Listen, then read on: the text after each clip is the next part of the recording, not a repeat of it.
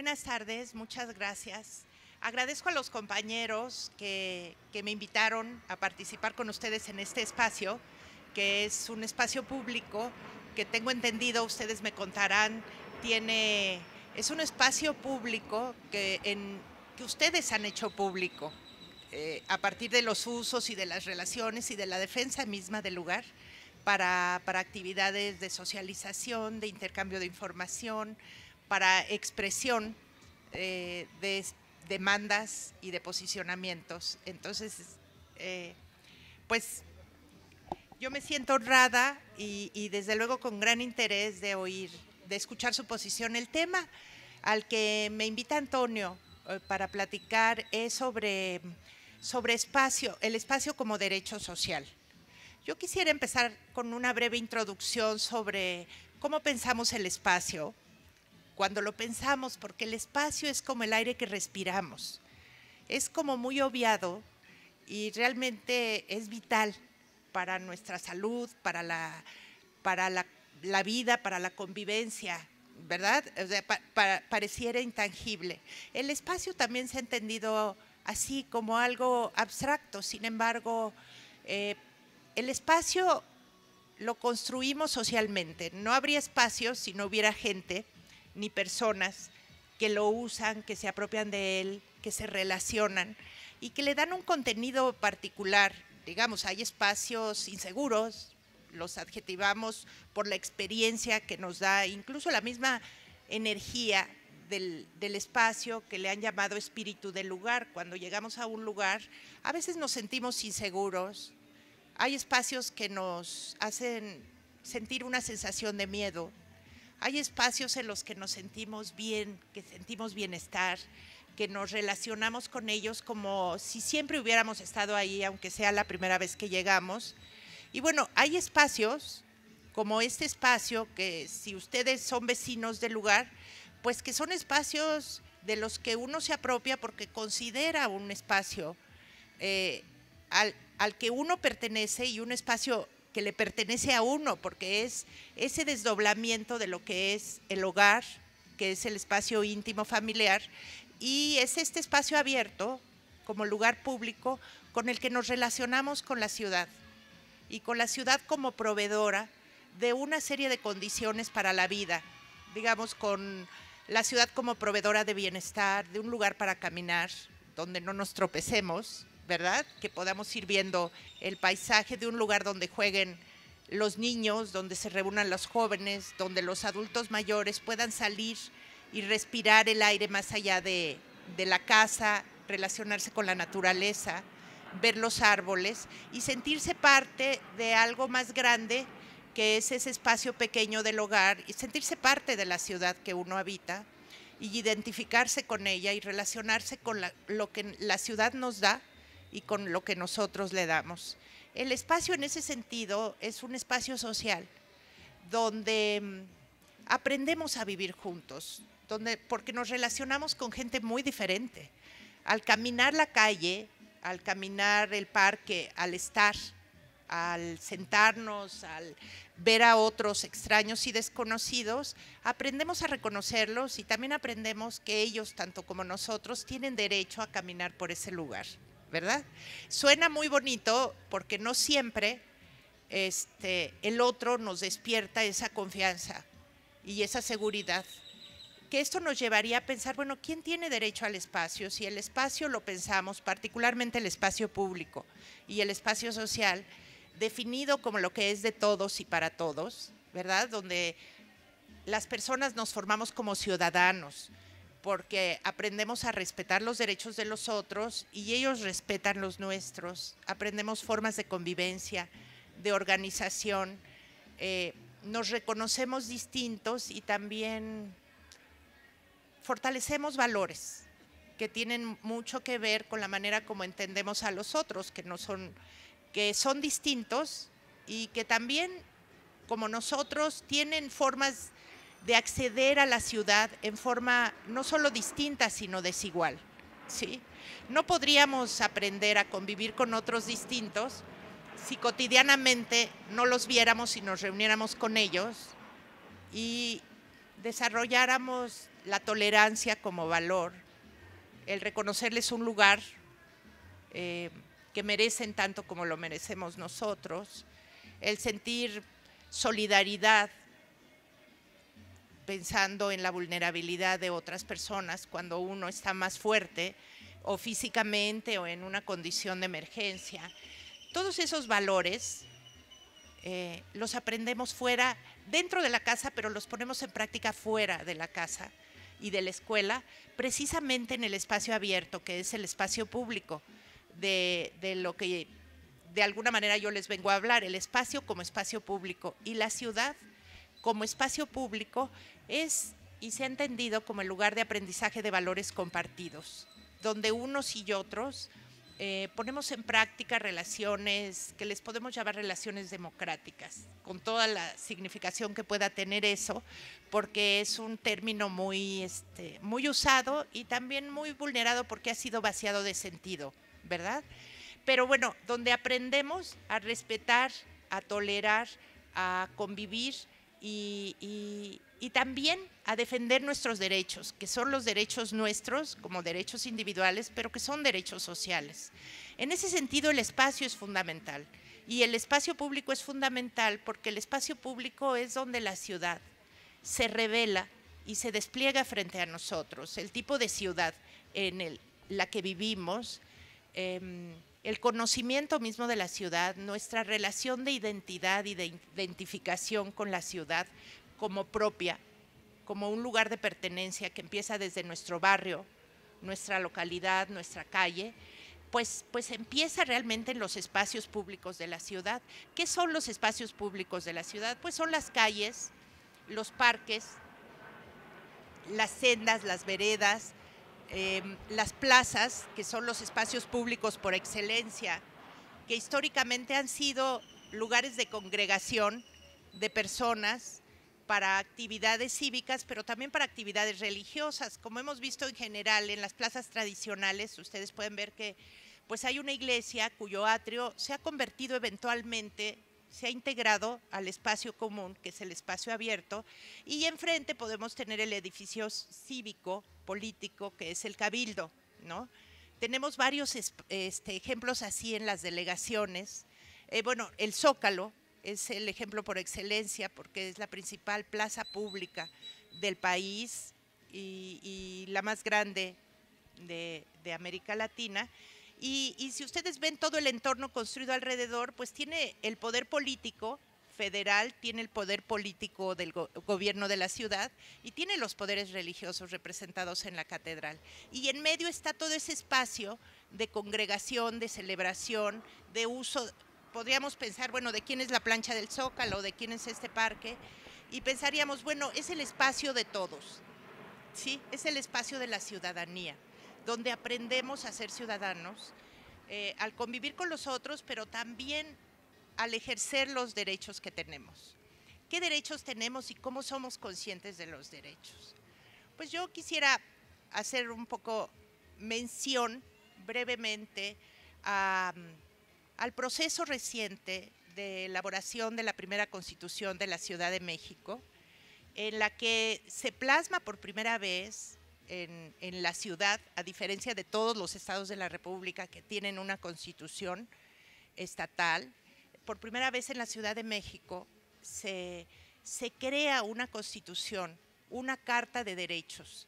Y esta carta de derechos, la gran mayoría de los que están plasmados aquí en este documento, fueron consensados, fueron votados mayoritariamente. Hay todo un repertorio bien interesante que para que cobre sentido requiere que las personas nos apropiemos de ellos, que los conozcamos y que reflexionemos, discutamos, expresemos nuestros desacuerdos, pero que pensemos cómo los ejercemos y cómo los hacemos exigibles, ¿verdad? Y cómo los respetamos en otros. A mí me gustaría leerles uno de los artículos, porque una de las cuestiones más controvertidas fue garantizar el derecho a la ciudad y el derecho al espacio público, que aparece en varios artículos. El derecho a la ciudad ya existía en la Carta por el Derecho a la Ciudad, porque como algunos saben, fue todo un proceso. Primero se reconoció la Carta Mundial por el Derecho a la Ciudad y después la Carta de la Ciudad de México por el Derecho a la Ciudad, que se firma con el gobierno previo al gobierno de la ciudad actual, y se reconoce el derecho de todos y todas a la ciudad y se define su contenido, ¿sí? Bueno, con este derecho a la ciudad que se plasma también en esta primera Constitución de la Ciudad de México, se reconoce por primera vez el derecho al espacio público. ¿Qué ocurre? Bueno, pues me gustaría leerles este derecho, que es un derecho de todos. Primero, la primera parte del derecho al espacio público aparece en el derecho, en el artículo número 13, que se llama Ciudad Habitable. En esta aparece el derecho al espacio público en el apartado D. Y dice, en el punto 1, los espacios públicos son bienes comunes, que es importante que se defina, ¿sí? Porque la categoría de bien común es una categoría tradicional que tiene más de 5 siglos, cuando lo público se entendía como bien común, que está asociado a lo que es de todos y para todos. Tiene una función política, social, educativa, cultural, lúdica y recreativa. Las personas tienen derecho a usar, disfrutar y aprovechar todos los espacios públicos para la convivencia pacífica y para el ejercicio de libertades políticas y sociales reconocidas por esta Constitución, de conformidad con lo previsto por la ley. Y en el punto 2 señala, las autoridades de la ciudad garantizarán el carácter colectivo, comunitario y participativo de los espacios públicos y promoverán su creación y regeneración en condiciones de calidad, de igualdad, de inclusión, de accesibilidad y de diseño universal, así como de apertura y de seguridad que favorezcan la construcción de ciudadanía y eviten su privatización. Bueno, estos 2 puntos, para empezar, garantizan el derecho al espacio público como una vertiente muy importante del derecho a la ciudad, y habla de la no privatización del espacio público, habla de los distintos sentidos que tendría un espacio público como este, para reunión de las organizaciones sociales, para expresiones políticas, la función pedagógica del espacio público, que es una forma de aprendizaje para convivir, para relacionarnos con la naturaleza y con la ciudad al tirar la basura, por ejemplo, en los botes de basura que deberían de haber en todo espacio público, en el mobiliario, que pareciera algo técnico, pero que le imprime una calidad al espacio público donde las personas pueden sentarse, estar solas o conviviendo con alguien más, donde pueden tener sombra por el arbolado, ¿verdad? En fin, una serie de condiciones que hacen del espacio público un lugar proveedor de bienestar. Cuando un espacio público tiene sentido social y relacional, pues es un espacio proveedor de bienestar, donde nos gusta estar tanto solos como con la familia, y a partir de ese pequeño espacio valoramos la ciudad que habitamos. Estos 2 puntos del artículo del derecho a la ciudad, que viene plasmado en el artículo 13, Ciudad Habitable, y que los invito a seguir discutiendo, bueno, son ese punto de partida como para apropiarnos de ellos, defenderlos y hacerlos exigibles. No sé si quisiéramos una breve pausa, si alguien tiene alguna pregunta o algún comentario, porque me gustaría continuar en el artículo, para cuando ustedes lo vean, en el artículo 16, que es el ordenamiento territorial, que tiene contenido todo el tema de uso de suelo, de la forma de organización del espacio, de las formas de planeación. En el apartado G viene otro apartado, viene 2 artículos más sobre el derecho al espacio público, y que me gustaría leérselos también. El punto 1 Dice, en la Ciudad de México es prioridad la creación, la recuperación y el mantenimiento y defensa de los espacios públicos y de convivencia social. Las calles, las banquetas, las plazas, los bosques urbanos, los parques y los jardines públicos, así como los bajopuentes, son el componente fundamental de la convivencia, la expresión ciudadana y la cohesión social.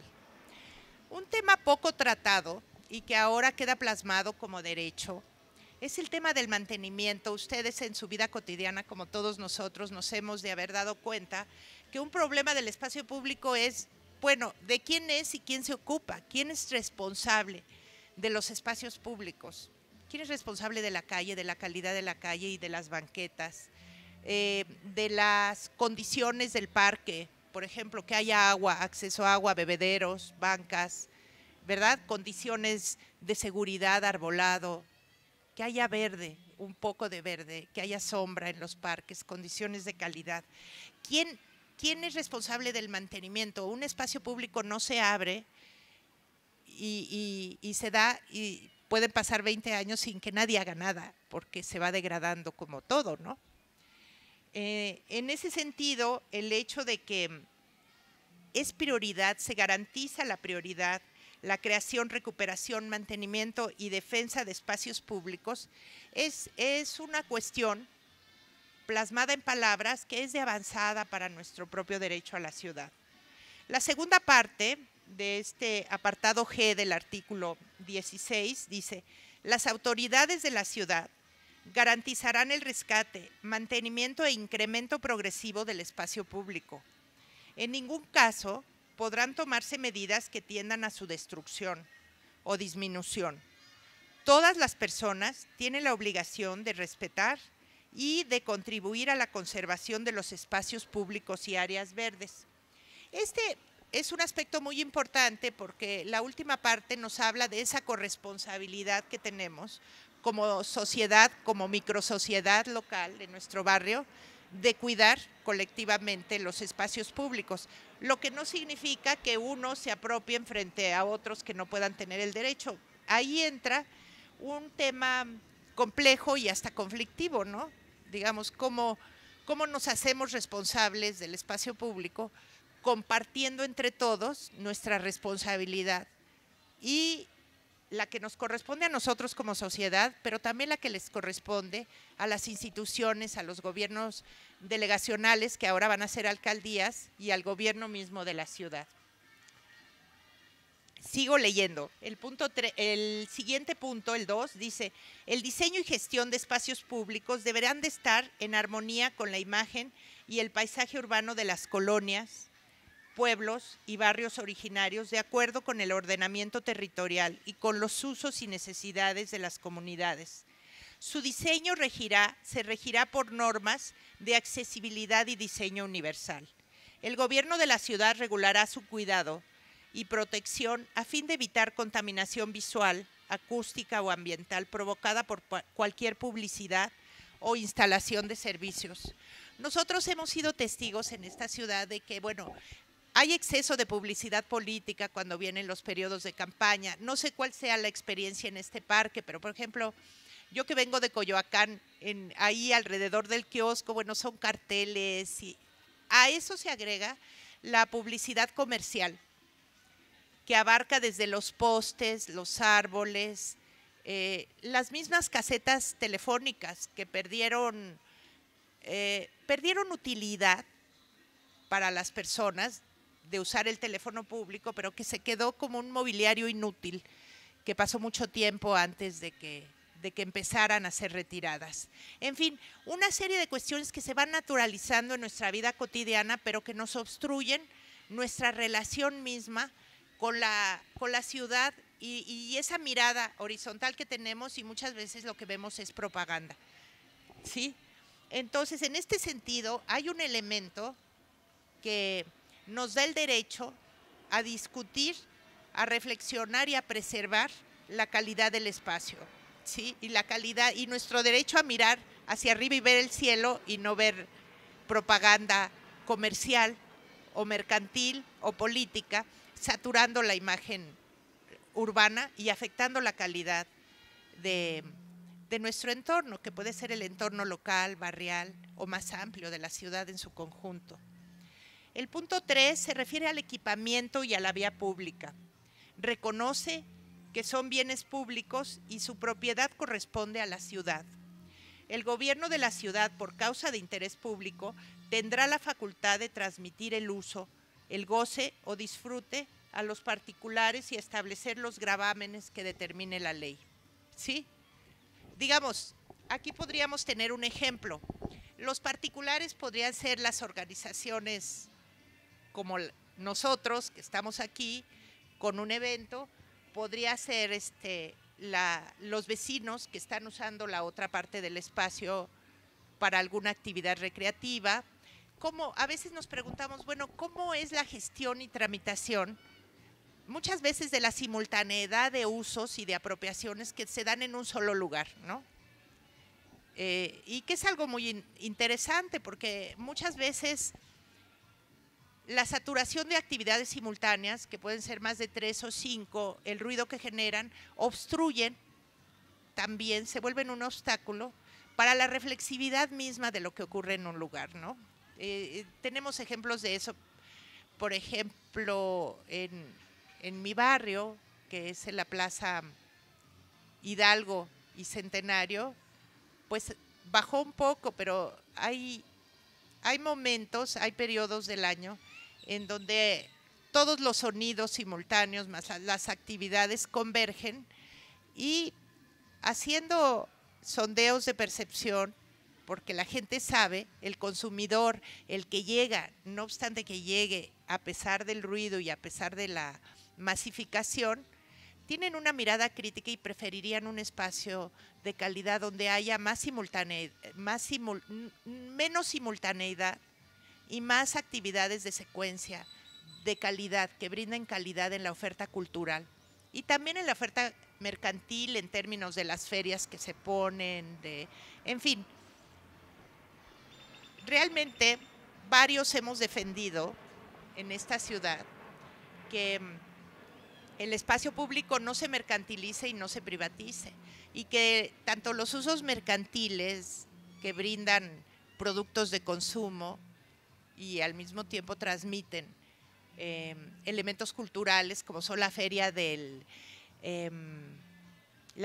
maíz, también la feria del tamal, ferias culturales regionales, sí, en las celebraciones, que esté muy regulada la ocupación. También la ocupación política por parte de los gobiernos, que por ejemplo en el caso de Coyoacán, bueno, ha llegado a haber toldos de la delegación durante 6 meses. Está bien, pero que también el gobierno local o municipal tiene derecho a usar la plaza pública. Pero ¿cuánto tiempo y quién tiene el derecho prioritario? El derecho prioritario sería de la ciudadanía, porque si no hay una ocupación arbitraria, permanente, de unos grupos y son nuestros representantes políticos, pero a veces también tenemos a particulares ocupando. Esto nos lleva a la situación de que existe una disputa por el espacio, y esa disputa por los espacios públicos habla de una necesidad no solo de regular, sino de abrir el debate tanto entre distintos grupos de vecinos, usuarios, con las instituciones, para lograr un equilibrio en los usos y las apropiaciones y compromisos de regulación. ¿Sí? Hay quienes pensamos que no debería de usarse, por ejemplo, para actos políticos más de 2 semanas en un año. Si nosotros vemos cuánto tiempo se usan o se ocupan para actividades de este tipo, pues rebasen mucho las 2 semanas, ¿no? Pero podría discutirse. Bueno, otro punto sería que el gobierno de la ciudad, de acuerdo con la ley, impedirá la ocupación privada de los espacios públicos, vías de circulación y áreas no urbanizables. Esto es muy importante porque habla de que el espacio público no es privado, pero además no se privatiza. Lo público es público precisamente porque no es privado. ¿Sí? Las leyes establecerán incentivos urbanos y fiscales para generar espacios abiertos de uso público y áreas verdes. se sancionará a quien haga uso inapropiado o dañe el espacio público. Esto es muy importante porque la sanción viene también posterior a una pedagogía del uso del espacio público. Igual que es necesario el debate hasta ponernos de acuerdo, ¿verdad? Respetando las distintas posiciones, también es importante hacer una pedagogía que fortalezca la tolerancia y el respeto en el uso de los lugares, ¿verdad? Para que esa pedagogía nos lleve a decir, bueno, después de ese aprendizaje de valores compartidos que entre todos transmitimos y acordamos, si alguien llega y nos corta ese árbol, pues va a tener una sanción, ¿verdad? Porque estamos de acuerdo en que hay cosas que no se van a hacer. Cuando están las reglas claras, podemos, y aprendidas, pues podemos convivir mejor. El punto 5 de este derecho dice que se promoverá la corresponsabilidad entre el gobierno y la sociedad en la definición de prioridades para la creación y el mejoramiento del espacio público. El punto 6 dice que la Ciudad de México garantiza el derecho a realizar actividades de ocio, esparcimiento, recreativas, artísticas y turísticas, privilegiando el interés público. Las actividades comerciales y de servicios vinculadas con este derecho deberán contar con permiso de las alcaldías, ahora que los gobiernos delegacionales van a ser alcaldías. ¿Cómo se ejercerán estos permisos? Ahí va a tener que haber una relación de comunicación respetuosa, pero franca también, entre los gobiernos de las alcaldías, los representantes institucionales y las sociedades locales para llegar a un acuerdo, pensando en esta tendencia tan fuerte que tenemos en esta ciudad de la mercantilización de los espacios públicos, ¿sí? El gobierno de la ciudad y las alcaldías, en los ámbitos de su competencia, definirá los programas de uso, mantenimiento y ampliación del espacio público con la participación ciudadana. Este es un elemento muy importante porque es lo que está por venir. Ahora se va a desatar y ahí la participación ciudadana, la participación de todos nosotros es muy importante porque precisamente es algo que está por construirse con la participación de la ciudadanía y de la sociedad local, que usa los espacios públicos y que habita los espacios locales. Y finalmente, el punto 7 de este derecho dice: la Ciudad de México asume la defensa y desarrollo del espacio público. Esta será una obligación de las autoridades que garantizarán la accesibilidad y diseño universal, la seguridad y la protección civil, la sanidad y la funcionalidad para su pleno disfrute. Y ahí termina y viene un apartado sobre la movilidad que está asociado, porque también es un tema de uso público, la calidad de las formas de movilidad. Pero yo quisiera quedarme aquí para poder, no sé, abrir un poco un debate de cómo perciben ustedes. Es muy importante que estos puntos se hagan efectivos porque precisamente lo que incentiva la participación ciudadana es que como ciudadanos que estemos de acuerdo en la corresponsabilidad, pero también que nosotros internalicemos y reconozcamos que nuestra voz y nuestras demandas y nuestros derechos son escuchados, reconocidos y que tenemos el derecho a intervenir, no solo a opinar, sino también en intervenir en las decisiones de lo que ocurre en nuestro propio entorno, el más próximo, el que habitamos, que incluye nuestras calles, nuestros parques, nuestros edificios, nuestras casas, con todo lo que eso implica al derecho a los bienes públicos y a los servicios públicos también, que son derechos humanos, como en el caso del agua. El agua y el aire pues son derechos humanos universales, garantizados jurídicamente, pero que tenemos que hacerlos exigibles. Y con esto yo quisiera pues terminar y si quieren podemos abrir un espacio de comentarios y debates y discutir un poco. Muchas gracias. Bueno, qué interesante charla, qué interesante conversación, algo que nosotros hemos venido ejerciendo porque es algo que hemos venido haciendo desde hace tiempo aquí en este espacio, ¿no? Ya tenemos 11 años usando pues el espacio abierto. Y bueno, se abren las preguntas, las participaciones. vamos, ¿quiénes van a participar para, ahora dos? ¿Quién más? Levanten la mano o callen para siempre. Bueno, a ver, son dos. Pásale. Tres. Pásale. Maestra Ramírez Curi, muchísimas gracias.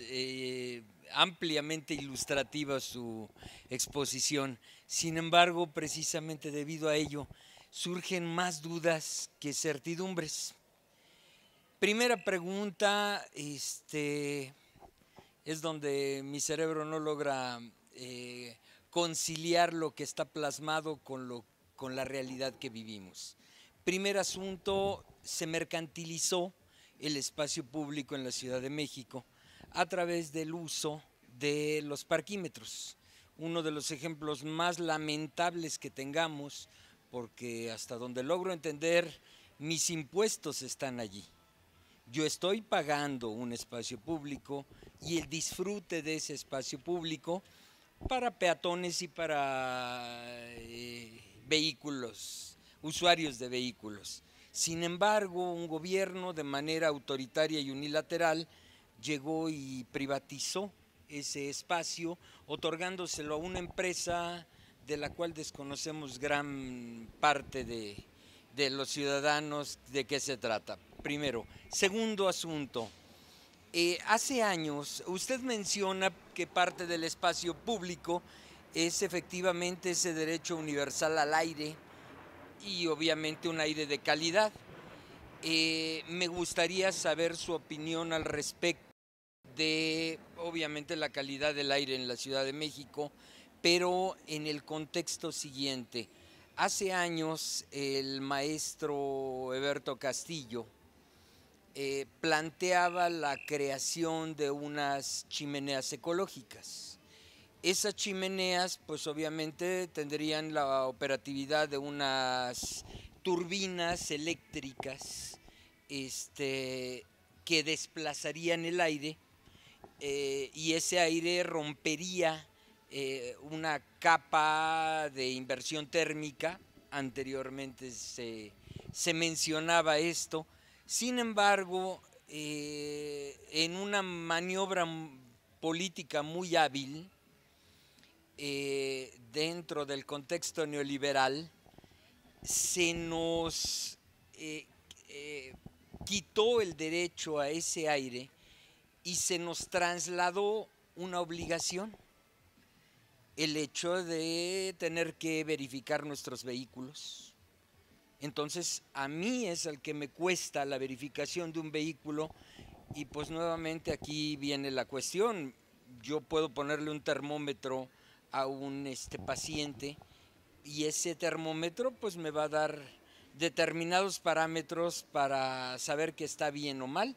Sin embargo, no, con ponerle el termómetro al paciente no vamos a mejorar la situación.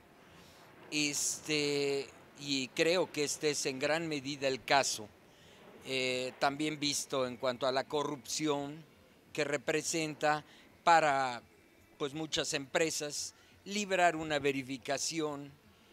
Comúnmente el Valle de México tiene una entrada por la parte norte, pero por la parte norte están Tultitlán, Ecatepec, Naucalpan, Atizapantla, Nepantla, que son esencialmente empresas. Entonces, a nuestro espacio público ya entra el aire sucio. Y en vez de que el gobierno esté gastando energía eléctrica para romper esa inversión térmica, para sacar de esta olla, de este Valle de México, el aire, en vez de eso nos trasladan a nosotros costos y obligaciones que no corresponden, creo yo, al contexto. Tercer punto, y con esto cierro. Desde luego, yo vivo en Delegación Iztapalapa. La licenciada Clara Brugada hizo un gran esfuerzo porque de su peculio, de su bolso, nos otorgó junto con el presupuesto participativo de 2 años la construcción de una casa de cultura. Sin embargo, llegó el PRD y se adueñó de ese espacio de cultura. al cual los ciudadanos no tenemos derecho. Entonces, son las 3 preguntas, ¿cómo manejarlo? Gracias, licenciado. Gracias, maestro. ¿Una y una o quiere que todas juntas? Como quieran. No, como... Empiezo con esta porque fueron múltiples. Sí. Sí, para que si se me olvida algo, me recuerda, por favor.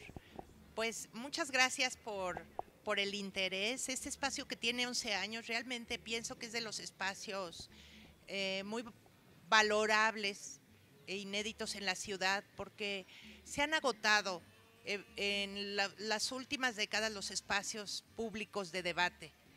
Esta forma de dialogar es hacer espacio público y interactuar. Empezamos con el tema de los parquímetros. Los parquímetros, desde mi punto de vista, quizás sean uno de los ejemplos más representativos de la privatización del espacio público. De la privatización del espacio público, pero que viene,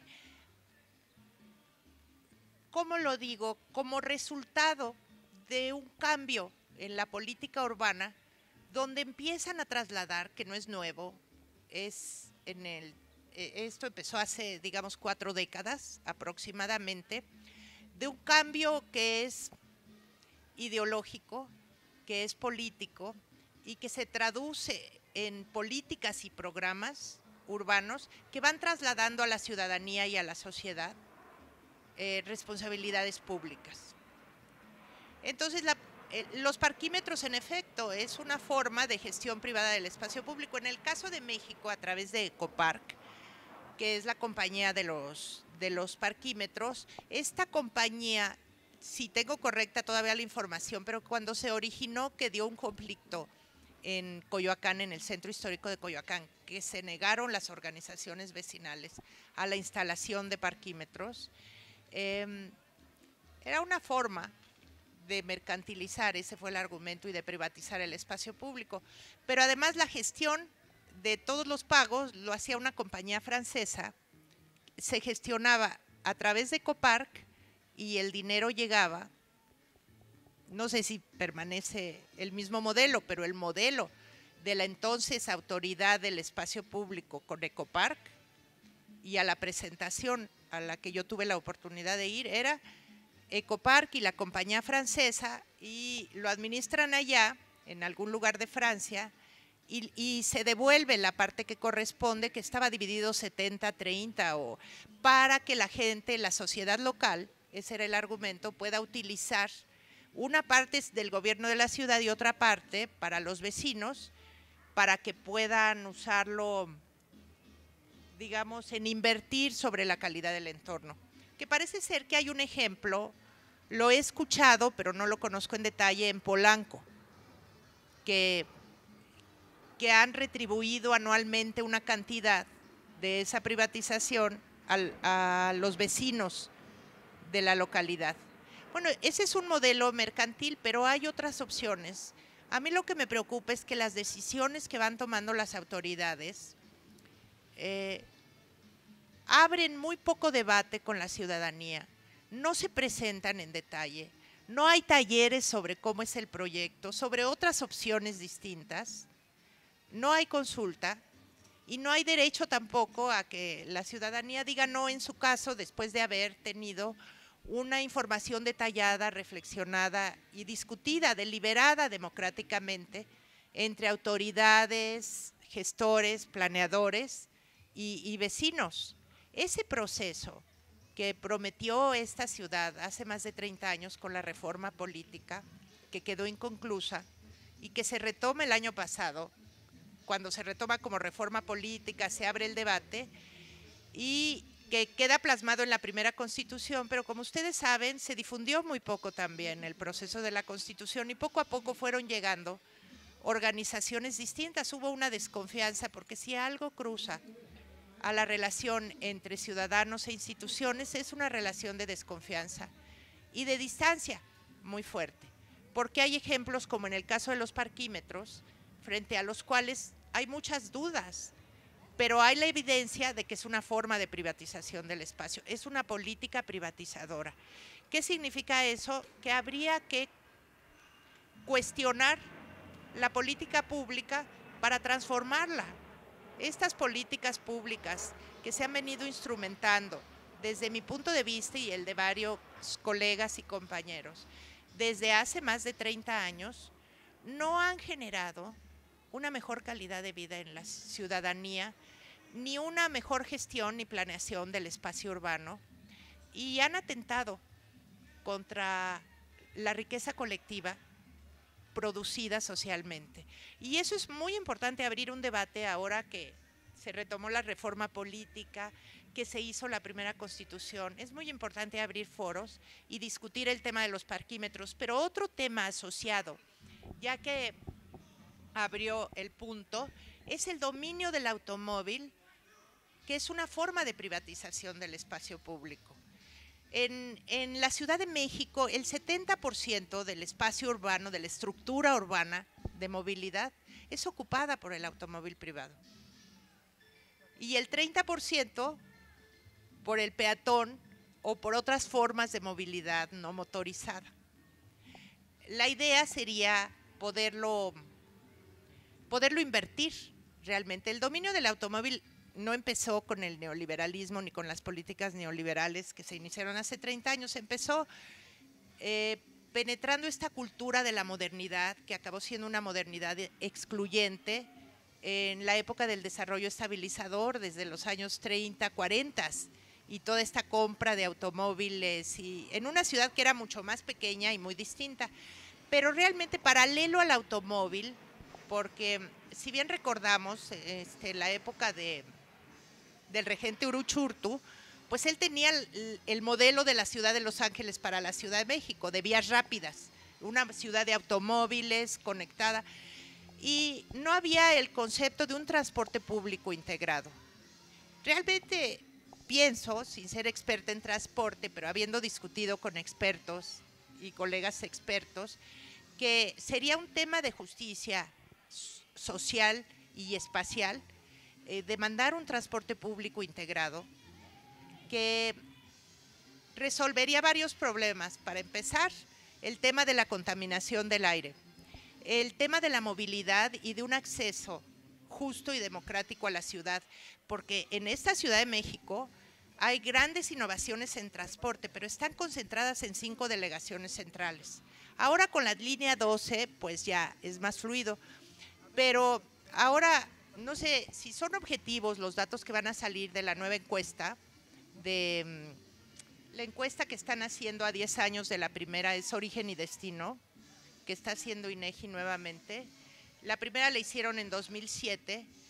Hay mucha gente, la mayoría que trabaja y estudia en esta ciudad, que vive en las 11 o 10 delegaciones circundantes, sí, y que emplean cotidianamente 4 horas de movilidad, 2 en la mañana y 2 en la tarde, sin exagerar, podrían ser 3, que es una pobreza de tiempo libre. Realmente la experiencia de transporte público es la calidad de la movilidad y de transporte público, el derecho a la movilidad debería de ser una prioridad, porque es parte del derecho al espacio público y del derecho a la ciudad. Es un desgaste tremendo para la ciudadanía, para la gente que trabaja, para las mujeres que tienen hijos y los recogen de la escuela y tienen que trasladarse, porque hay otra cuestión, muchas veces las personas están esperando 1 hora, no hay horarios en los paraderos de que digas, bueno, llegó 10 minutos tarde, hay veces que llega media hora o 40 minutos tarde, y hay escuelas con niños de primaria esperando que la madre los recoja, porque además, otro tema que impulsamos, yo tuve, digamos, el honor de participar como diputada suplente en la bancada de Morena, ahora en la constituyente, y salieron muchas cosas a flote desde las posiciones y la información que se manejó. Pero, por ejemplo, una de las propuestas de la diputada Gabriela Rodríguez era precisamente que se homologara el tiempo de la escuela con el tiempo de trabajo de las madres, porque muchas veces los niños se trasladan solos a su casa, no necesariamente hay condiciones de seguridad ni en el transporte, ni en la casa, Hay casos, por ejemplo, en la colonia Jusco, en Coyoacán, donde hay experiencias donde los niños llegan, se prenden la estufa para calentarse su comida y ha habido incendios y cosas trágicas y dramáticas. Una sociedad más humana y protectora de su gente debe cuidar eso, porque es un tema realmente de derechos.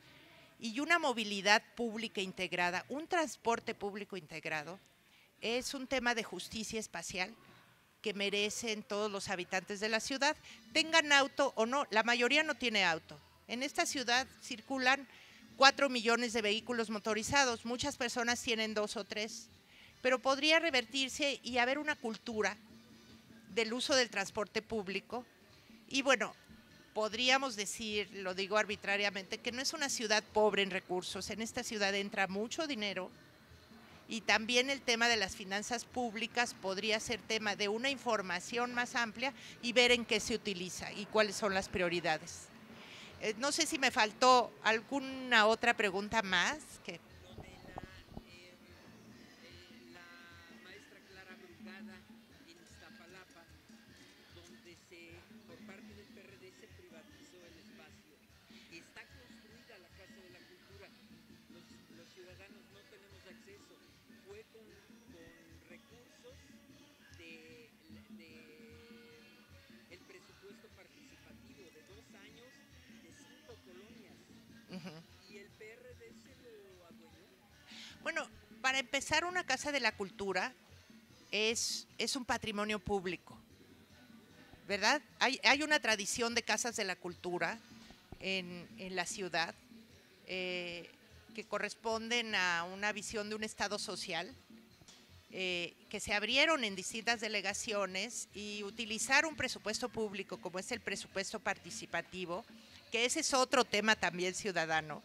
Pero bueno, utilizar el presupuesto público para una Casa de la Cultura como una decisión ciudadana implica el derecho a una Casa de la Cultura porque es un espacio público ciudadano, no es un espacio privado ni apropiado políticamente por un grupo o partido. Es una pena, sobre todo, cuando un partido de izquierda reproduce prácticas que se prometió o que, entre comillas, se presentó como un partido de izquierda y va en contra de los propios principios que enarboló.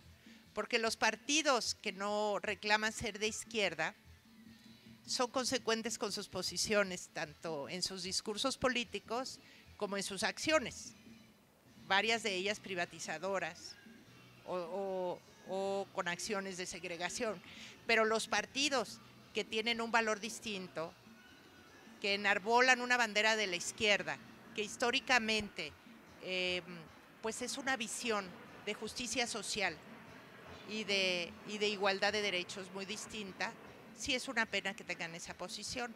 Yo he tenido la oportunidad de conocer ahora también el conflicto que está de la privatización de espacios públicos, en el que Clara Brugada ha tenido una posición muy comprometida en Iztapalapa, porque van a crear un museo, un gran centro comercial, está todo ese tema en debate, y que es todo un debate en el que hay que pedir ese macroproyecto, que es un macroproyecto multifuncional, que tiene un espacio de cultura, un espacio de movilidad, un espacio comercial, como se hacen los grandes proyectos en zonas centrales y en zonas no tan centrales, como en el caso de Iztapalapa, es donde lo están ya implementando, que probablemente el permiso ya se otorgó desde hace tiempo, porque cuando empiezan a construir un proyecto es cuando ya el permiso o está negociado o se negocia después de que ya se hizo el proyecto. Eso es algo que tiene que cambiar, pero es importante la participación de la ciudadanía en un discurso de denuncia de la privatización de lo público en nombre de llevar servicios y espacios culturales a la gente. Realmente cuando se hace un macroproyecto, cuando está en proyecto, debería de abrirse un debate ciudadano que puede durar 40 sesiones de talleres o 100, o no hacerse, o 3, no llevarse cuando el proyecto ya está aprobado y avisarle a las personas que aquí van a construir un edificio de 15 niveles ¿verdad? Y que va a beneficiar a todos, porque van a poner además un espacio comercial, van a poner un banco. Y hay ciudades que han sido ejemplo de vanguardia en la participación ciudadana directa, incluso cuando se va a mover un árbol o algo pequeño, hasta proyectos. Barcelona, que ahora le llaman que es una ciudad que está muriendo de éxito, pero que ahora tiene una crisis inmobiliaria muy fuerte, pero es una ciudad donde todavía en el espacio de participación ciudadana, si van a mover algo, convocan primero y tarde lo que tarde. Se habla del proyecto porque se explica las veces que sea necesario, se resuelven las dudas que sean necesarias, se invita tanto a expertos desde la comunidad local, porque puede haber arquitectos, ingenieros, como a expertos de las instituciones. Se abre un debate y hay una capacidad de la ciudadanía ya ganada de incidir en la decisión sobre si se hace o no. No arbitrariamente, después de toda una información detallada sobre lo que ocurre, ¿no? Ahora hay una crisis muy fuerte de participación, precisamente por toda esta expansión de los usos inmobiliarios y una gran inconformidad de las organizaciones ciudadanas más tradicionales. Pero bueno, hay una tradición participativa, que hay cosas que ya no se discuten, que sí se lograron a nivel de barrio. Y que bueno, como decíamos para esta Constitución, o sea, estos logros no es que hayan venido otorgados gratuitamente para las personas. Finalmente, cada logro que la ciudadanía, en la que la ciudadanía va avanzando, pues son luchas ciudadanas que a veces tienen un costo, hasta en vidas incluso, para lograr el respeto y la reivindicación de derechos sociales, de derechos humanos, políticos y culturales, y que hay que insistir. Me faltó una cosa con relación al ingeniero Eberto Castillo. Yo recuerdo esa propuesta por ahí de los años 80. No supe más, no sé, pero el tema es muy importante porque habría que abrir un debate público retomando esa propuesta y otras. Porque yo pienso que es una ciudad en la que tenemos mucho que hacer colectivamente. Porque las políticas que predominan, las políticas hegemónicas que se han impuesto desde hace más de 30 años, y que no han sido efectivas para mejorar la calidad de vida de las personas ni para lograr un mejor medio ambiente, y que tienden ahora incluso con los grandes proyectos a la privatización del aire, del espacio edificable, porque el derecho a la propiedad privada del suelo no le da derecho al propietario de hacer un desarrollo de 60 niveles, porque ahí se está apropiando de una riqueza que es de todos. Es muy distinto a un vecino que quiera construir un tercer nivel en su casa. No, me estoy refiriendo, no estoy abarcando a las personas que quieren construir o que incluso quieren construir un estudio o para los hijos o para rentar, que ahora hay personas que rentan a estudiantes, en fin, no.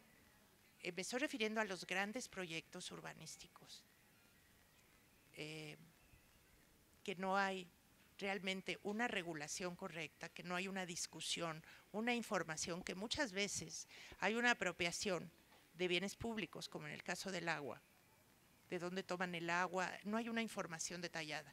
Y bueno, hay una apropiación también del aire, porque el aire es de todos, ¿verdad? Igual que el espacio público es de todos. Entonces, hay mucho para debatir. Ese debate que inicia ahora en el marco de los derechos, hay que continuarlo, fortalecerlo y vincularlo con organizaciones de la sociedad civil, que es lo que yo llamaría, es muy importante ese empoderamiento ciudadano, para poder decidir sobre qué ciudad queremos y transformar las políticas urbanas, porque las políticas urbanas se vuelven acciones, y acciones que en muchos casos tienen efectos negativos en los que habitamos la ciudad. Hay que cambiarlo. De nada. Buenas tardes, licenciada. Gracias por venir. Mi pregunta es sencilla. Usted nos dice que hay reglas o artículos que a los vecinos o a la ciudadanía nos protegen de X o Z autoridad. Pero cuando las autoridades son las que ellas son las que ellas violan las leyes, ¿qué leyes nos protegen a nosotros? Porque, bueno, está la experiencia de aquí, de Buzón Ciudadano, ¿verdad? Pero también está el Zócalo, que ya siempre está cooptado por las autoridades de Mancera, para decirlo directamente, ¿no? ¿Por qué? Sí, siempre está ocupado y además están haciendo negocio, porque por ejemplo, creo que acaba de pasar lo de la Feria de las Naciones, ¿no? Qué bueno que les vaya bien, pero ahí no pueden participar ningún mexicano, todos los extranjeros, y les va rete bien, de veras. Pero es un negocio, y ni siquiera para mexicanos, ¿no? Y no tengo nada en contra de los extranjeros, pero yo digo, ¿qué leyes protegen a la sociedad civil ante las autoridades, que son las primeras que se violan nuestra Constitución? Tenemos una Constitución muy bonita. Cualquiera que las lea, que no sea mexicano, dice, qué bárbaros, ¿de qué se quejan los mexicanos si tienen una Constitución de maravilla? Bueno, quién sabe, ahora ya le han movido tanto que quién sabe, ¿no? Han movido, ya no es la misma Constitución de 1854, de 1917, pero esa ya no es, o sea, ya está muy cambiada. Pero la respuesta creo que la tenemos casi todos, pero yo le pregunto, ¿qué autoridad nos va a proteger a nosotros? Nada más. La compañera, de una vez, para que haga ya la pregunta.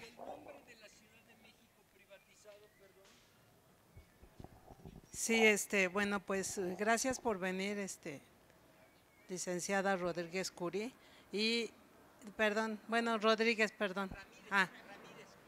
Bueno, es que ahí dice, ok. Bueno, ok, Patricia, ¿no? Y mi pregunta va porque a mí me toca recorrer la ciudad y me parece que hay una gran injusticia social, porque hay zonas que de veras son un oasis en la ciudad, como donde nosotros estamos, me parece que es un oasis, con todos los problemas que pueda tener este jardín, porque también tiene sus problemas, pero me voy un poquito más al norte o me voy al oriente y las cosas cambian definitivamente, drásticamente. Sé que estas colonias se hicieron con un proyecto social, que pensaron en tener una parte verde donde los niños fueran a visitarlo, a disfrutarlo, pero hay otras zonas que no lo tienen o están totalmente deterioradas. Voy a irme a un ejemplo. Me tocó visitar el Jardín del Mestizaje, que está en la delegación Gustavo Amadero, y realmente es una pena cómo el jardín, en qué condiciones está, ¿no? Ni siquiera barrido, digamos, ya no a las grandes obras. Entonces, ¿cómo no está barrido? ¿Cómo tienen ahí un monumento histórico que es justamente el acueducto, ya quemado, con gente pues indigentes ahí?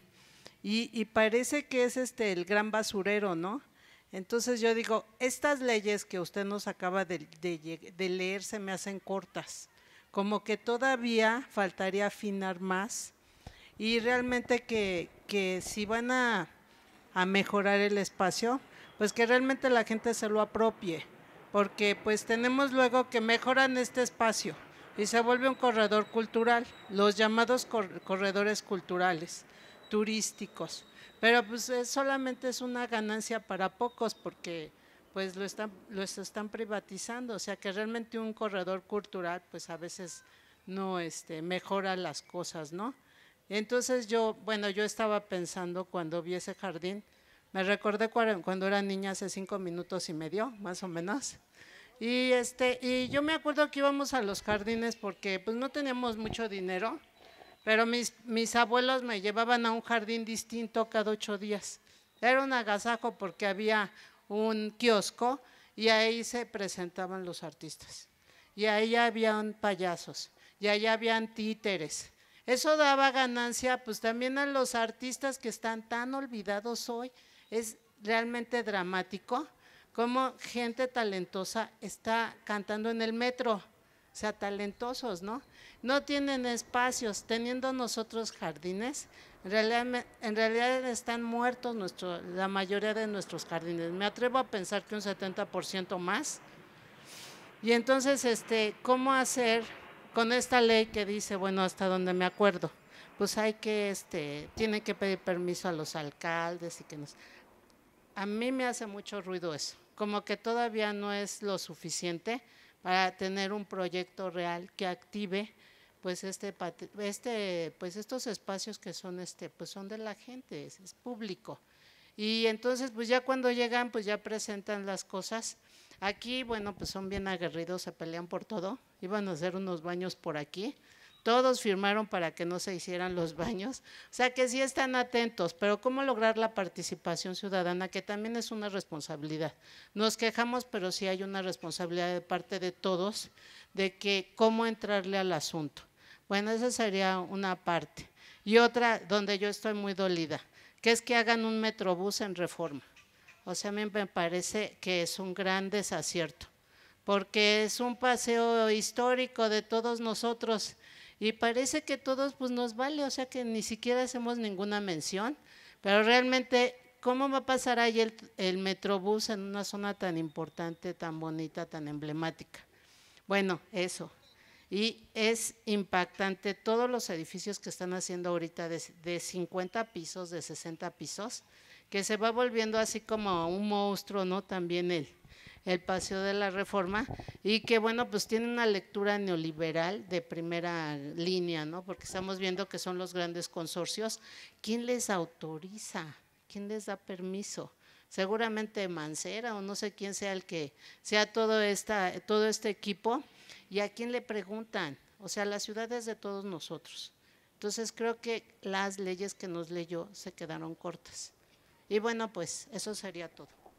Sí, muy bien.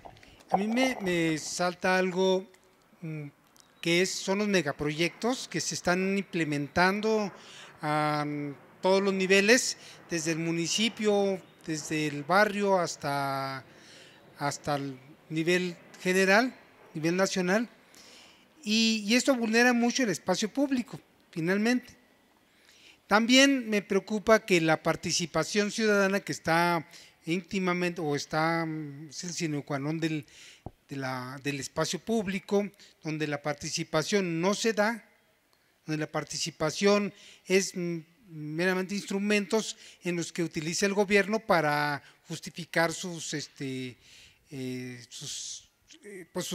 proyectos. Por ejemplo, empiezan adornando para luego, o sea, empiezan instrumentando el espacio público para luego rentarlo. O sea, finalmente, así pasó en San Simón Ticumac, en donde hicieron bueno, y en muchos lugares, que llegan y empiezan a rodear el espacio cultural, el foro, y después ya no dejan que nadie entre, al rato lo cierran y van a poner llave, y nadie va a poder entrar si no lo rentas. ¿Sí? Lo que son los espacios públicos se van apropiando de ellos las delegaciones, y lo que pudiera ser para la participación ciudadana como una manera de sentir, de apropiarse el espacio, de instrumentar una democracia participativa, que eso es lo que finalmente por lo que estamos abogando todos los ciudadanos. Pero luego tendencias de ciertos partidos políticos, como en este caso el Partido Acción Nacional, que su tendencia es privatizar todo el espacio público. Nosotros no podemos ya ponernos ahí en el foro porque o están haciendo artes marciales o ¿sí? Cualquier cosa, pero no nos dejan meternos porque ellos aprovechan los instrumentos que tienen como posición de autoridad, ¿no? Que según ellos, para ellos eso les da una ventaja. ¿Cuál es el foro? Ese es el foro.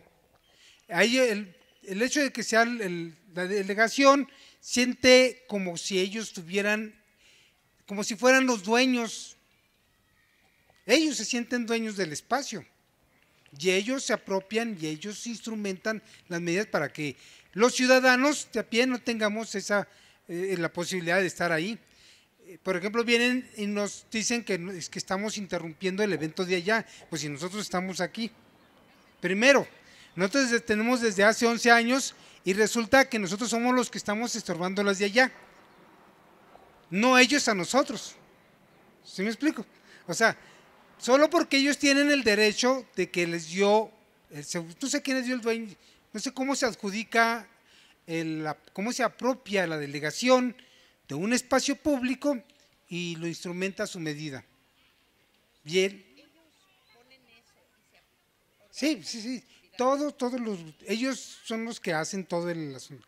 Ya tienen tiempo que no nos permiten, porque tienen hasta 4 o 5 personas, como la semana pasada que había como 10, 12 haciendo ahí artes marciales, pero que nos dejaban meternos.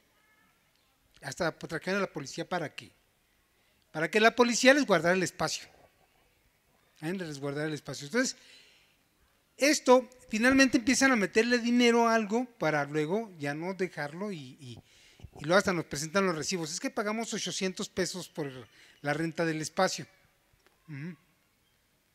También eso pasó en San Simón Ticumac, cuando también tenemos otro círculo. De pronto había un foro que los vecinos lo hicieron y luego la delegación se apropió de él y entonces ellos lo rentan, ¿no? Entonces ¿cómo está ese asunto, no? ¿El espacio es público o no es público? ¿O en qué momentos las autoridades pueden apropiarse y decidir quién se pone y quién no se pone en ese lugar? Bueno, gracias. Gracias. Bueno, es que las autoridades solas no pueden decidir sobre el espacio público porque el espacio público es un espacio de todos, es un bien común. Entonces, en tal caso se decide con la ciudadanía y con los vecinos principalmente y con las organizaciones, las distintas organizaciones ciudadanas para un uso equitativo, equilibrado y respetuoso del espacio público. Y eso es lo que tiene que cambiar, porque lo que está sucediendo en este Parque del Cartero está sucediendo en distintos espacios pequeños y grandes de la ciudad. Bueno, un ejemplo, la compañera puso el ejemplo del Zócalo. En la remodelación de la plancha del Zócalo se va a gastar una cantidad de 650 millones y van a empezar con los primeros 150. Pero un elemento muy fuerte de esta decisión, que es una decisión en que van a ampliar la plancha, van a ampliar la parte peatonal, nadie se opone a que haya un buen mantenimiento del espacio público, pero el tema es que no le consultaron a nadie, no es parte de un plan maestro y que aquellas mesas ciudadanas que empezaron cuando la remodelación del centro histórico no se llamaron para la principal plaza pública del país, que no es solamente, es de los residentes locales, que cada vez son menos, porque en esa zona deben habitar escasamente 14,000 personas. Casi todo es bodega, hay una tendencia al despoblamiento del centro, pero es de toda la ciudad. Quienes trabajamos el tema nos informamos de la escasa información, pero no hay un foro público que anuncie, o la construcción del discurso se va a gastar tanto dinero para remodelar, pero al verlo en detalle pareciera que hay una priorización en la mercantilización y en la privatización y en la turistificación del principal espacio. Paralelamente está sucediendo lo de Iztapalapa, lo de Reforma del Metrobús, pero también el auge de los grandes proyectos, donde la colonia Granada también, que era una colonia tradicional, heterogénea, ahí en Polanco, ¿no?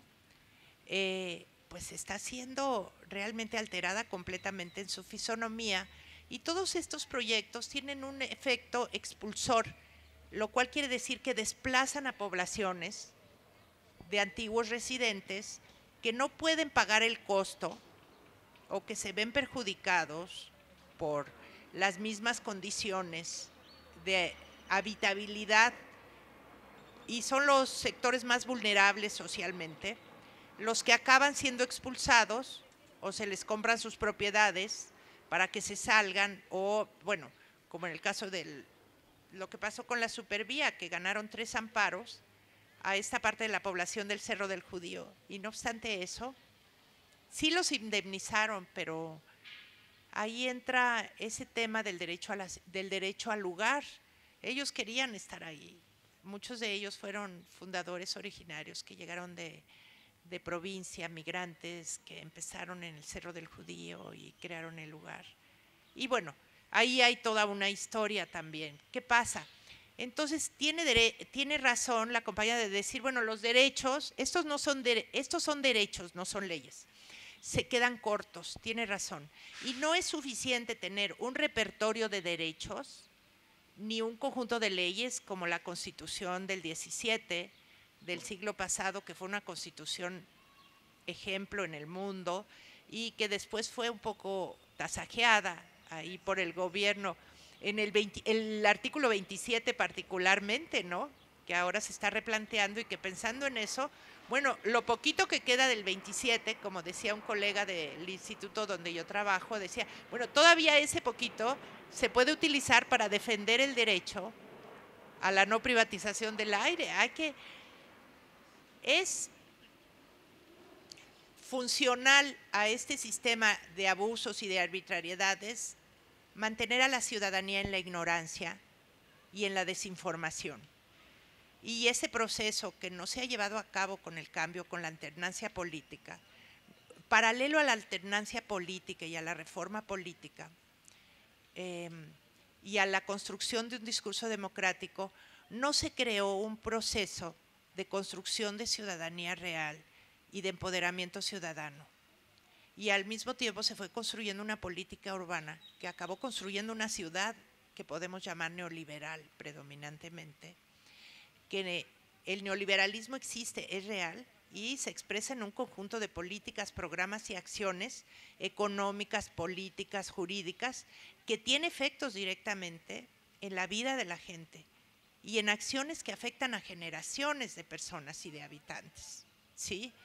Entonces, es muy importante para empezar a apropiarse, generar espacios de deliberación y que haya una voz ciudadana que pueda colectivamente manifestarse cada vez más fuerte, apropiándose de los derechos. Sí, no es suficiente tener derechos. Si los desconocemos, no es suficiente. Es mejor tenerlos que no tenerlos. Es mejor que haya leyes a que haya un vacío, porque entonces la arbitrariedad es mayor. Pero no es suficiente si se quedan en el cajón y nadie sabe ni siquiera que tiene el derecho. Muchas cosas que consideramos en esta ciudad que nos las dan gratis, no son gratis, son derechos. Y pagamos de otras formas. Yo creo que hay que revertir ese tema de la gratuidad, ¿no? El derecho a la ciudad y al espacio público puede ser gratuito o no. La cuestión es que no debería ser lucrativo. A veces pagamos por un transporte concesionado. Digamos, nosotros pagamos por el metro, que será 5 pesos, y hay un pago de las instituciones, tiene un subsidio de otros 5. No es un sistema lucrativo. Sí, estamos pagando por él. Porque hay cosas que por dignidad no queremos gratis, porque las pagamos a través de los impuestos, a través del pago de la medicina, a través de muchas cosas. Pero cuando contribuimos a fortalecer lo público, tampoco queremos contribuir al lucro de lo que es un derecho humano, como en el caso del agua. El agua también tiene una tendencia a la privatización, el aire tiene una tendencia a la privatización. Entonces la pregunta es muy sabia: ¿de qué nos sirve tener leyes y un repertorio de derechos si básicamente está toda esta embestida neoliberal, que no hay nada más en contra de los derechos que el pensamiento y las políticas neoliberales, ¿no? Hay todo un discurso construido que se empezó a construir y que penetró en distintas sociedades del mundo, de América Latina misma. Bueno, es mejor que haya derechos, desde mi punto de vista, y que haya leyes para hacerlas efectivas, a que haya un vacío jurídico que no defienda al ciudadano, pero no es suficiente. Hay que apropiarse de él y defenderlo colectivamente.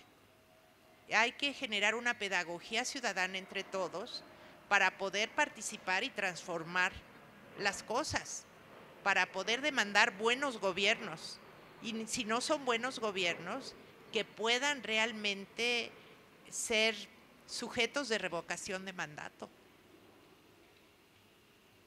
Es importante retirar nuestros votos, simbólica y realmente, cuando las personas que nos representan, que sirven a la sociedad, que los eligió, no están satisfechas porque fue una experiencia de arbitrariedades y de abusos, ¿no?, en sus responsabilidades públicas, en el cumplimiento de sus responsabilidades públicas.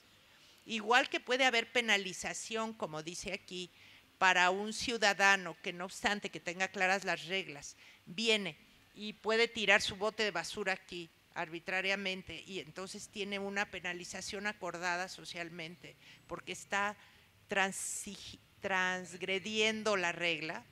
Bueno, el servidor público y el gobernante también sirve a la sociedad y está representando intereses ciudadanos y opera con reglas y recursos de los que debe dar cuenta a la gente. Entonces, el tema de la revocación de mandato también es todo un tema, ¿verdad?, que se está discutiendo. Pero bueno, esta Constitución todavía se va a volver a discutir en las leyes secundarias, que es un proceso que va a iniciar en la siguiente legislatura. Todavía no hay leyes, de esto van a derivar leyes. Por ejemplo, no hay una ley de espacio público, que desde mi punto de vista sería importante, pero sería una ley que surgiera de las propias propuestas ciudadanas. Porque como decía una de las compañeras, ¿no?, bueno, nosotros somos privilegiados con todo en este parque aquí. Hay una disputa que es política y que es social sobre el parque, sobre el uso del parque. Su espacio central no se permite el uso y ha sido acaparado por la delegación y además se cobra por el uso y se monopoliza. Pero si vemos el espacio público en todo lo que es la Ciudad de México, en el mapa del Distrito Federal, hay una gran desigualdad de espacios públicos. Los principales espacios públicos como que podríamos llamar, entre comillas, con todos los problemas que tengan en su mantenimiento de calidad, están concentrados en 4 o 5 delegaciones centrales, que es Miguel Hidalgo, Benito Juárez, Venustiano Carranza, Coyoacán y Cuauhtémoc. ¿Sí? Fuera de ahí, si empezamos a indagar sobre espacios públicos, nosotros hicimos un estudio que ya deberíamos de actualizar, pero realmente hay una gran carencia de espacios públicos para la gente, y decía bien la compañera, nosotros nos salimos de aquí, vamos a Iztapalapa, y es una delegación que requiere espacios públicos de calidad, en el sentido de que no es solamente el espacio físico, sino abrir espacios que sean sociales para que la gente se apropie de ellos, y espacios donde haya arte público, espacios de pedagogía ciudadana, espacios donde la gente vaya a estar, espacios como este. Hay una gran aridez de espacios públicos y por otra parte, bajo el discurso de espacios públicos, están privatizando una parte de los espacios públicos por designación del gobierno de esta ciudad, ¿verdad? Y que muchas veces en ese caso, no lo sé, no conozco el documento, Clara me dijo que me lo iba a pasar la información más detallada, pero son acuerdos también con el gobierno federal. En muchos casos, como en el caso, por ejemplo, del proyecto Mítica, que está en la Benito Juárez en límite con Coyoacán, que es el edificio más alto, va a ser el más alto de América Latina, de 64 niveles, pues son acuerdos federales y de la ciudad. Sí. Hay que tener más, hay que demandar esa información transparente. Tenemos mucho que hacer porque si no nos sentiríamos como una ciudadanía derrotada, ¿no? Si pensamos que ya no se puede hacer nada, realmente es algo que se construye y que quizás sea el momento y la coyuntura propicia para abrir espacios de participación auténtica y decir no a muchas políticas y hacer observatorios y una red de información ciudadana para que sepamos qué hay detrás de todos estos acuerdos público-privados que dan lugar a estos grandes proyectos. Porque yo pienso que nadie se opone ni al mantenimiento, ni a la modernización, ni a que haya un desarrollo vertical para proveer de vivienda a la gente que necesita vivienda en esta ciudad, desarrollos habitacionales. Tampoco nos oponemos a que los servicios lleguen a las personas, pero por ejemplo hay localidades donde no hay un cine, ni un cine público. Hay una carencia porque, digamos, el espacio público representado en un parque, pero los espacios públicos son casas de cultura también, son escuelas donde los niños aprendan a través del arte público y de la forma de convivencia en el patio, que es como van a convivir de grandes en un parque público, a respetarse unos con otros. Vivimos en una ciudad cruzada por la violencia y la inseguridad, y la violencia es real. Entonces, ¿cómo revertir esas prácticas? Porque podríamos decir, bueno, finalmente el espacio público se construye, en el caso de nosotros, como espacio de conflicto por los derechos, pero en nuestra realidad actual está cruzado por prácticas y relaciones de violencia, tanto real como simbólica. Y eso también se puede transformar. Es una situación dramática, pero precisamente por eso, en las situaciones más conflictivas, se generan vínculos sociales de cooperación para cambiar la realidad. Y yo creo que estamos justo en ese proceso de poder, por encima de las diferencias entre los distintos grupos sociales, ir a defender el bien común y los derechos que son derechos humanos y derechos de todos, y entre ellos la ciudad y el espacio público, ¿no? Muchas gracias. Bueno, entonces… Un segundito nada más. Un segundo. Buenas tardes. Mire, yo soy de Coyoacán. Yo trabajo, Vicenta Hernández. Yo trabajo en la calle Cuauhtémoc, ahí somos vecinos. Sí. Sí. Bueno, hablando de Coyoacán, nosotros, yo siempre voy a convivir al parque que está a un lado del mercado, que está en Allende. Y entonces ahí nos reunimos los sábados y domingos. Y el 10 de mayo quisimos hacer un festejo. Y llegó una señora y nos dijo, quisiera que si me daban permiso festejar aquí mi cumpleaños, porque en mi casa no puedo invitar a nadie porque está chiquitito. Y entonces sí, le dijimos que sí. Entonces su hijo llevó su pastelito y todo. Y luego fueron los de la delegación y nos fueron a sacar, que no podíamos festejar nada ahí, que recogiéramos y que nos fuéramos. Y entonces le dijimos, no, pero pues eso es público. Y ahí está bonito porque están los pintores, que van a pintar sus cuadros y todo. Es muy agradable, pero no nos dejan así tranquilos. Bueno, en ese sentido, estar informada sobre el derecho que tiene sobre el espacio público como bien común. Tiene el micrófono, pásale el micrófono. Bueno, si usted está informada y sabe que el derecho al espacio público es su derecho porque es un bien común, donde la gente puede hacer un día de campo, respetando, digamos, el uso, que se va a llevar su basura y cuestiones así, tiene un argumento para defender. Cuando uno ignora lo que es un derecho, piensa que le están dando una concesión o que lo hacen sentir que uno está transgrediendo la norma o la ley. Y un uso en cualquier ciudad del mundo, que puede ser desde lo que llamamos o llaman algunos el mundo desarrollado en los parques, van jóvenes y pueden hacer un día de campo, un picnic, y cada quien se ocupa de Hay áreas incluso para perros, para animales, y la gente se hace responsable, donde conviven perros distintos, que están en Barcelona, que está así, que tienen una área en los parques por la Sagrada Familia, y está cercadita y la gente va y respetando las reglas, pero puede llevar a sus perros y no está sucio, recogen.